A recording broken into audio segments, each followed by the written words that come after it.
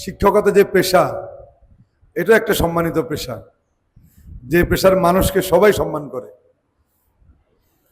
আর আপনারা হচ্ছেন এই সমাজের চালক। আপনারা যেভাবে চলবেন, চালাবেন, এই দেশটা কিন্তু সেদিকে যাবে। সুতরাং আপনাদের উপর দায়িত্ব কিন্তু সবচেয়ে বেশি।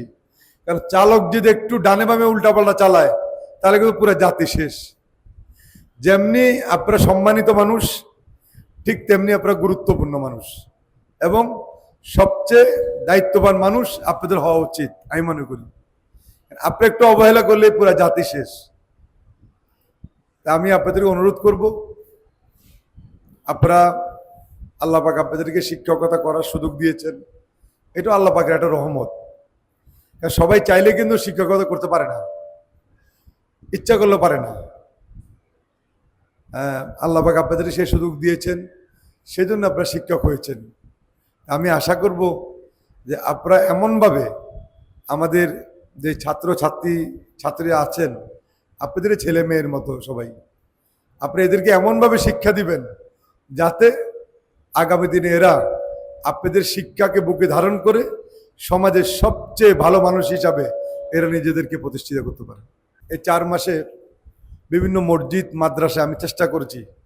3টি উপজেলায় প্রায় 7 কোটি টাকার মতো আমরা বরাদ্দ দিয়েছি। এগুলো আস্তে আস্তে যাবে। অনেক স্কুলগুলো, কলেজ আমি আস্তে আস্তে দিচ্ছি। আগামী যে বরাদ্দ আসবে সেখানে আমি স্কুল কলেজগুলোতে প্রায় অর্ধেক বাজেট আমি ইনশাল্লাহ আমার এই টিআর কাবিকা থেকে আমি দিব। আমরা চাই শিক্ষাটাকে গুরুত্ব দিতে।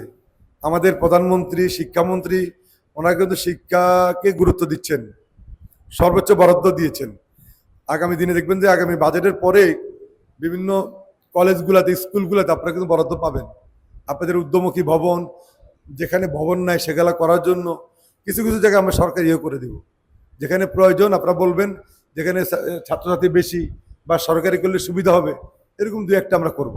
ধরে নেবেন আপনাদের এই প্রতিনিধি আপনাদের কাছে আছে, যেখানে অন্যায় হবে, অত্যাচার হবে, সেখানে আমি ইনশাল্লাহ আপনার পাশে থাকবো, সে যে লোকই করুক। এখানে আমার কোনো দলীয় লোককে আমি গুরুত্ব দিব না। এই শিক্ষার ক্ষেত্রে আমি কোনো ছাড় দিব না, উন্নয়নের ক্ষেত্রে আমি কোনো ছাড় দিব না, হাসপাতালের ক্ষেত্রে আমি কোনো ছাড় দিব না। বাট শিক্ষকদের সাথে মাতবরি করবে, স্কুলের পরিবেশ নষ্ট করবে, রাস্তাঘাটের কাজ করে সেখানে কাজ না করে বিল নিয়ে যাবে, এই সুযোগ আমি দিব না।